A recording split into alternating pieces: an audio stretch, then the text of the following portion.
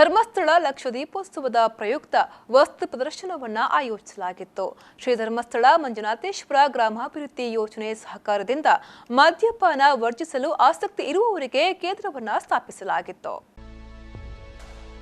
ಧರ್ಮಸ್ಥಳದ ಎಸ್ಟಿಎಂ ಪ್ರೌಢಶಾಲಾ ಆವರಣದಲ್ಲಿ ನಿರ್ಮಿಸಿರುವ ಅಖಿಲ ಕರ್ನಾಟಕ ಜನಜಾಗೃತಿ ವೇದಿಕೆಯ ಸಲಹಾ ಕೇಂದ್ರದ ಮೂಲಕವಾಗಿ ಮದ್ಯವರ್ಜನ ಸಂದೇಶ ಸಾರುತ್ತಿದೆ. ಧರ್ಮಸ್ಥಳ ಮಂಜುನಾಥೇಶ್ವರ ಗ್ರಾಮಾಭಿವೃದ್ಧಿ ಯೋಜನೆಯಡಿಯಲ್ಲಿ ಜಿಲ್ಲೆ, ತಾಲೂಕು, ಹಳ್ಳಿಗಳಲ್ಲಿ ಜಾಗೃತಿ ಕಾರ್ಯಕ್ರಮಗಳನ್ನು ಹಮ್ಮಿಕೊಳ್ಳಲಾಗಿತ್ತು.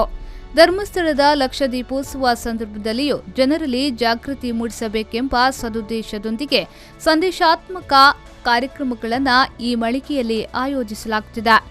ಮಧ್ಯವರ್ಜನ ಶಿಬಿರ, ಸ್ವಉದ್ಯೋಗ, ಸರ್ಕಾರಿ ಯೋಜನೆಗಳು, ಆರೋಗ್ಯ ಮತ್ತು ನೈರ್ಮಲ್ಯ, ಕೌಟುಂಬಿಕ ಸಾಮರಸ್ಯ, ನವಜೀವನ ಸಮಿತಿಯ ಉದ್ದೇಶಗಳಿಗೆ ಸಂಬಂಧಿಸಿದಂತೆ ಪ್ರಾತ್ಯಕ್ಷಿಕೆ, ಭಜನೆ, ಕಿರು ನಾಟಕ ಪ್ರಸ್ತುತಪಡಿಸಲಾಯಿತು.